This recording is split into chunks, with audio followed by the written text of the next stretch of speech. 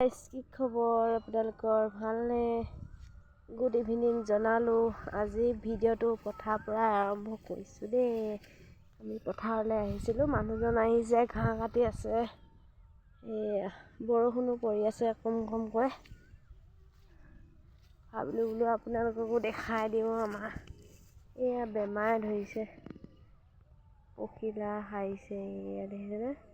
মৰি মৰি গৈছে। ঔষধ মাৰি আছে, তথাপিও ভাল হোৱা নাই। কি হ'ব? আহি আছোঁ, আমি আলি আহিছোঁ।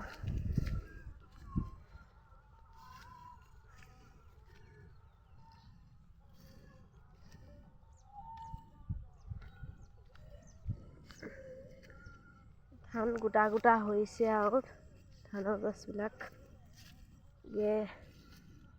ওলাব বিহুৰ পাছৰ পৰা। এইখিনি বেছি দিন হোৱা নাই, নিকাট হৈ গৈছোঁহে। ইয়াত থাকি আৰু ভাল হ'ল যদি, কিন্তু বেমাৰবিলাকে প্ৰায় গোটেই ধানবিলাক শেষ কৰি পেলাইছে। ইমান স্প্ৰে কৰি আছে, ভাল হোৱা নাই। বৰষুণ টানকৈ আহিছে।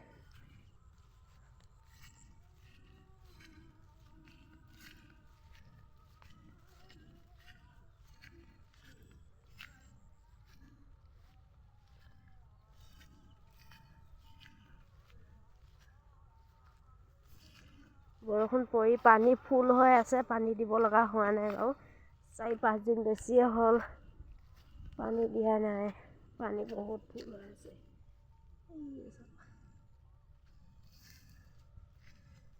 আমাৰ গোটেই মাটিখিনি দেখাই দিম হা। 2.5 বিঘা কৰিছোঁ আমি।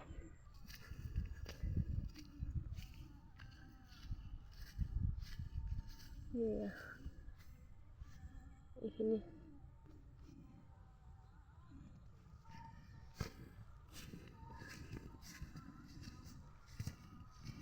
মাজে মাজে একেবাৰে পখিলা পৰি শেষ কৰি পেলাইছে গোটেই ধান। এতিয়া ৰোৱা লৈ আহিছোঁ।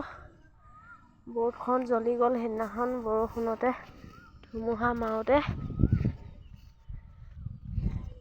মানুহজনে ভাল কৰিব এটা সময়ত আহি পিনে, কিজানি পানী আছে কাৰণে দিয়া নাই, দিব লগা হোৱা নাই ধানত পানী।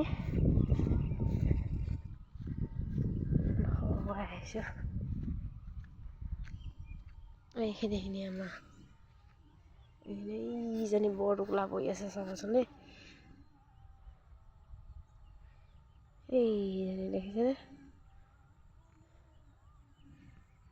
যদি ভিডিঅ'টো ভাল লাগে লাইক কৰিব।